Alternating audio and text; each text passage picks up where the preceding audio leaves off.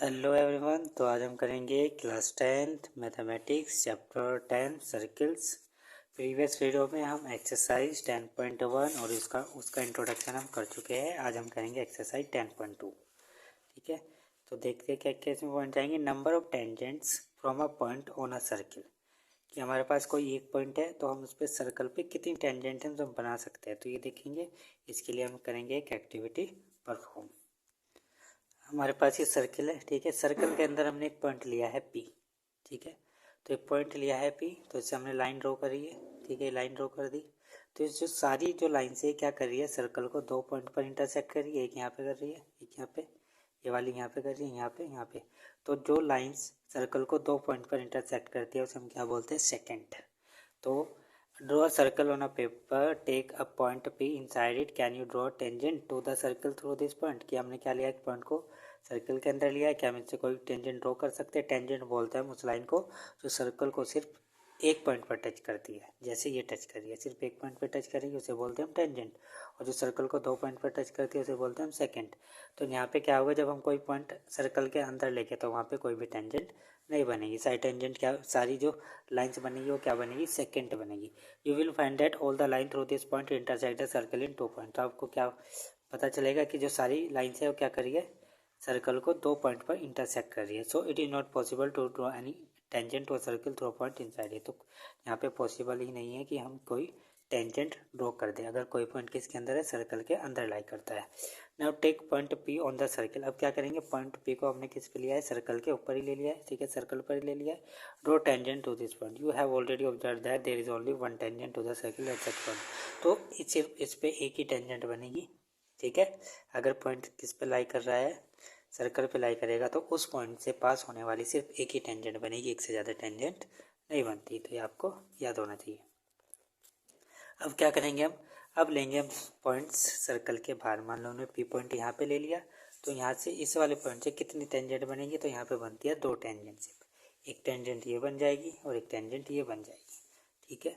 तो अगर पॉइंट हमारा लाइक करता है आउटसाइड द सर्कल तो there will be two tangents. और अगर पॉइंट लाई करेगा सर्कल पर तो वहाँ पे सिर्फ एक टेंजेंट बनेगी। अगर पॉइंट लाई करेगा इनसाइड तो एक भी टेंजेंट नहीं बनेगी, ठीक है। तो यहाँ पे finally take a point outside the circle and try to draw the tangent to a circle from this point. You will find that you can draw exactly two tangent to the circle through this point। अब देखते हैं क्या हुआ इससे। In fact से हमें क्या पता चला, there is no tangent to circle passing through a point lying inside the circle. की कोई भी टेंजेंट नहीं बनेगी, ठीक है, पास होगी उस पॉइंट से जो कहाँ पे इनसाइड, जो सर्कल के अंदर होगा। There is only one and only one tangent to a circle passing through a point lying on the circle. और इस पॉइंट से सिर्फ एक ही टेंजेंट पास होगी जो पॉइंट किस पे लाई करेगा, सर्कल पे। अगर कोई पॉइंट क्या कर रहा है आउटसाइड है सर्कल के, तो वहाँ से दो टेंजेंट पास होगी, एक टेंजेंट ये पास होगी, एक ये हो गई, ठीक है। अब देखते हैं क्या बोलते हैं, लेंथ ऑफ द टेंजेंट। ये पी पॉइंट से इस पॉइंट ऑफ कॉन्टैक्ट की जो लंबाई है इसे क्या बोलते हैं, length of the contact. Length of the segment of the tangent from the external point P and the point of contact with the circle is called the length of contact। इसे बोलते हैं point of contact। तो point of contact से लेके point P तक जो line segment बनेगी उसकी लेंथ को हम क्या बोलते हैं, लेंथ ऑफ टेंजेंट, ठीक है। तो जहाँ पे लेंथ ऑफ टेंजेंट है, ये दो जो लेंथ ऑफ टेंजेंट है क्या रहेगी, इक्वल रहेगी। PT1 इक्वल होगा PT2 के। PT1 and PT2 are the length of the tangent. ये क्या लेंथ है टेंजेंट की, from P to the circle the length PT1 and PT2 have common property, ठीक है। क्योंकि हमारे पास ये पॉइंट एक ही है और इससे जो लाइन बनेगी बिल्कुल सेम लेंथ की होगी। PT1 इक्वल होगा PT2 के लेंथ में, ठीक है। अब देखते हैं थ्योरम 10.2।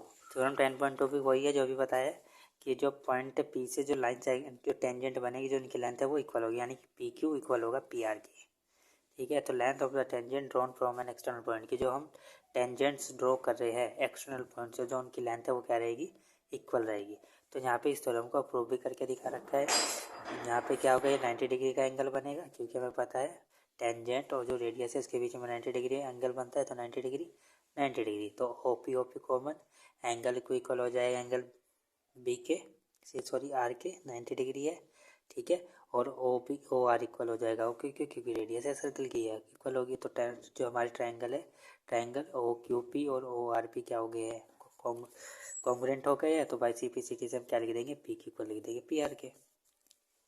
तो क्या O की इक्वल है OR के, O की इक्वल है OR के, radii of the same circle, ठीक है।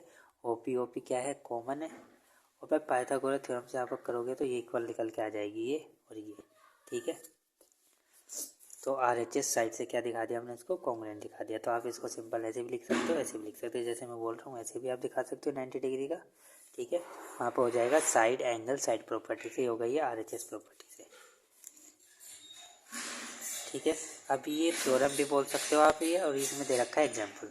तो इसे एग्जाम्पल 1 को आप थ्योरम के जैसे ही यूज़ करेंगे। देखिए, prove that into concentric circle, 2 concentric circle है, कंसेंट्रिक सर्किल बोलते हैं हम उनको जिनके सेंटर क्या हो, सेम हो।